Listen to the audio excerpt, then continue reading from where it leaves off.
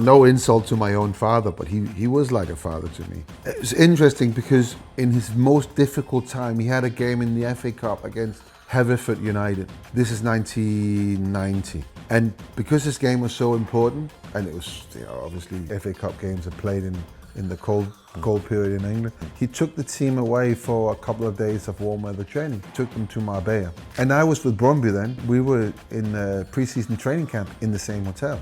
So he'd already heard about me, the story he tells. They had priority on the pitch, it was one pitch. So they trained and then we would train after. And he said, I stayed after, I hid behind a bush, which is probably just, putting a little bit of drama into it. And he was watching this big tall Dane shouting and diving about and not conceding any goals. I know that he scouted me and he sent his goalkeeping coach, Alan Hodgkinson, I think 13 times to watch, unbeknownst to me. I didn't know that. And after the first time, he said, you got to sign this kid. He was shocked when he realized that how old I was and where has he been. So he wanted to sign me. And at the time, the club, Brøndby, didn't want me to leave. We had a new coach, Morten Olsen, didn't want me to leave. I was part of his plans and fell through. My dream move, this is all I ever wanted in my life, was to play for Man United. That was the only thing I wanted.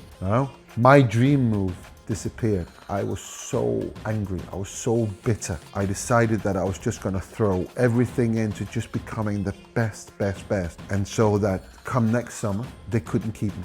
But very quickly after that, so we started the season and I get a phone call from my agent's assistant who lived near Brøndby and said, come to my house after training, which wasn't unusual. So I came to his house after this training session and Alex Ferguson was there. So it's literally flown in that morning, gone to the house, and he said, I'm as disappointed as you are. I've seen what I want, so I'm gonna come back after you next summer. So make sure you progress, you play well, make sure you're the best, and I see you next summer.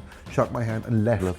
I'm like this, So that's the first time I met him. And straight away for me, that was a connection. So I had his words at the back of my head every day, throughout the whole season. With Morten Olsen, we trained some really crazy stuff. It was so hard. And every time it got really, really hard, at the point where you cannot do anything, I'm thinking, if I quit now, I will never get that. I never get that move. And that's the only thing I wanted to have in my life. And as soon as I got to Man United, this man, he was so perfect for me. Yeah, there was a rough edge to him, there was a hard edge to him as well, a hard side, but for me it was perfect. The relentless demanding of the highest standard was perfect for me. And I had my time there, and it's kind of like we're friends now.